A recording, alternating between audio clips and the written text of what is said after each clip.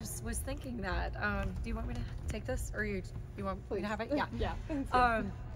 Yeah. So first challenge, y'all need to show up like this when it's not Bedlam week, because we need the help and support regardless of who we're playing. So we'll just start with that. But it's good to see everyone, and we're really excited for Saturday and all that comes with Bedlam, and we're ready to get back to it right now.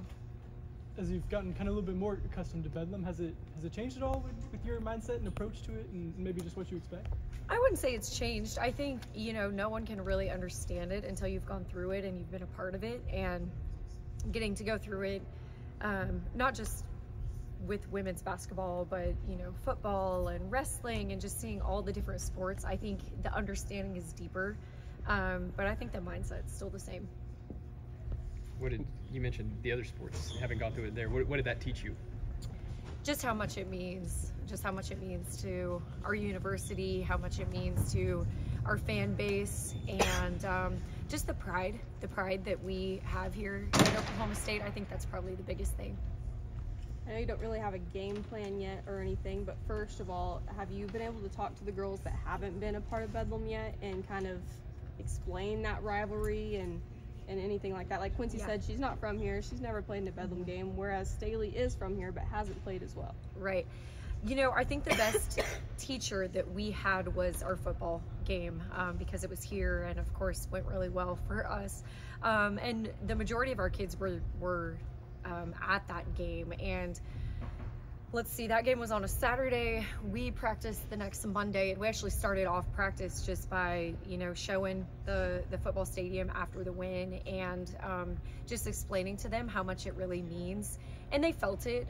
They felt it in every way. We talked in depth about that. So I think that was a really great teaching tool for us to be able to kind of convey, what this game means. Like I said, you don't have a game plan, but I was talking with Staley and Quincy just about how OU is that one team that will play everybody on their roster. Mm-hmm. So how do you keep the girls still fresh that are out there when all these fresh legs are coming out? We don't. We're not going to be fresh. I mean, this is our third game in a week, playing a rotation of 6 to 7 kids. So the reality is we will be as fresh as we can be, and we have to be smart in our practices with that. But at the end of the day, this is a team that goes off of heart and toughness and just resilience, and it just has to continue to be that for us. Along those lines, it looks like you're maybe getting to the point where in-game Emily's role can kind of grow. Where do you see that going, and what's enabled it to be as smooth as it has for bringing somebody in at mid-year? Sure. Well, I think the first thing is just that Emily, has played in the Big 12 for 4 years. So she came in with a knowledge and an understanding of what this conference is about, what it takes to win in this conference. And I think that has just really carried her a long way. She's very, very cerebral. She's just so smart, and she really, I think, has earned the respect of her teammates just by, seeing her make the right plays and adapt so quickly. So that has been a really big advantage for her. And then it was great just to see her knock down some shots against Iowa State and kind of really get in the mix. We challenged them. We really challenged our bench that game. Just we need more from you. We got to have something. And Emily and Riley both just stepped up in the biggest ways, I thought. What has Riley brought this team really the whole year? Because just from our vantage point, it's clear that she's really important. She runs all around and does all sorts of stuff. But what else does she bring to the team? She brings energy. She brings toughness. There's no role or no ask that's too big or small from her or of her, and I think that makes her really special, because a lot of players aren't really okay with doing some of the dirty work the way that Riley is. But I think the biggest thing is just her maturity. She's a really special kid. She's gone through a lot of different things in her life that I think have really kind of expedited her maturing process, and we really feed off of that. She's the ultimate teammate.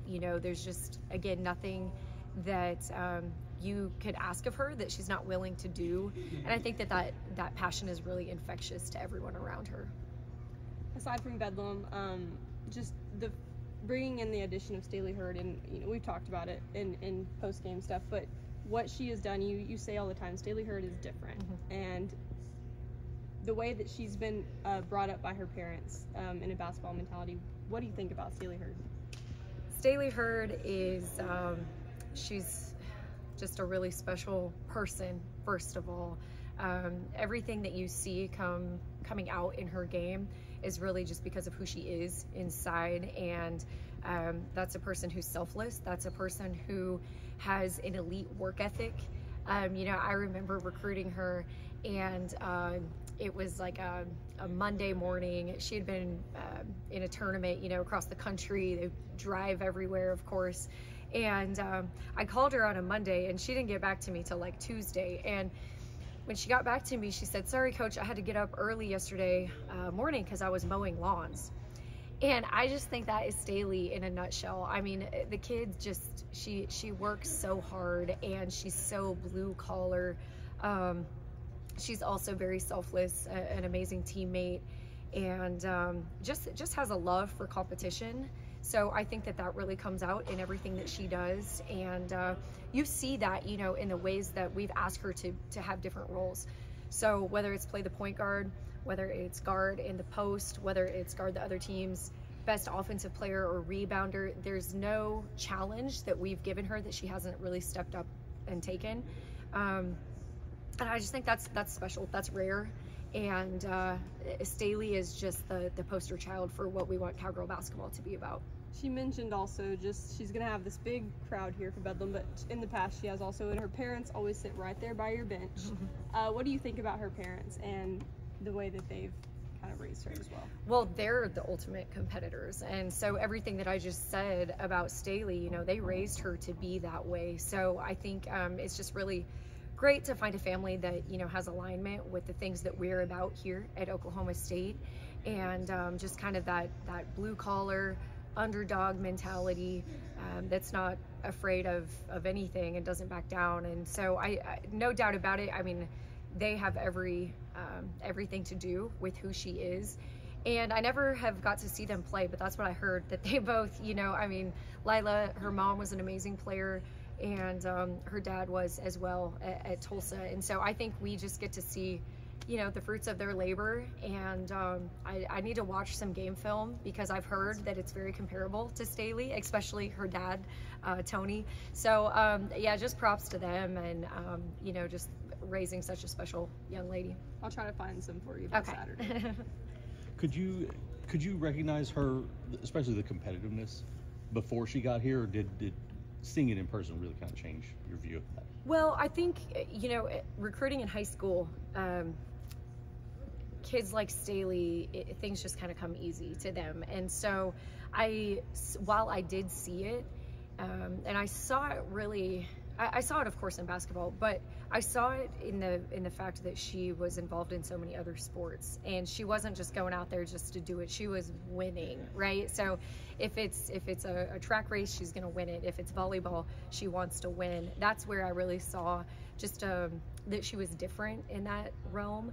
But then, of course, when you get a kid and you go through hard things, and we've been through a lot of hard this year as a team, I think that's when you really kind of realize, oh, she's pretty special, to be able to handle the things that she does the way that she does as a freshman.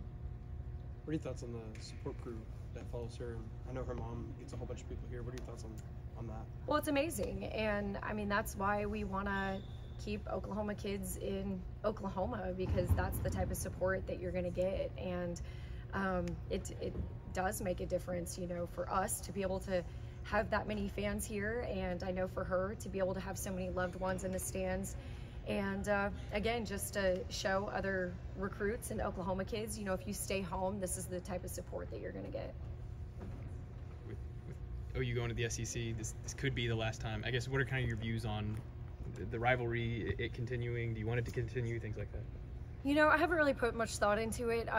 We as a team have gone through so much this season that sometimes you have the luxury of really kind of being able to think on some of those things and think about people outside of yourself. We haven't. I mean, we've had hit after hit, and so it's really just been completely focused on us, if I'm being completely honest.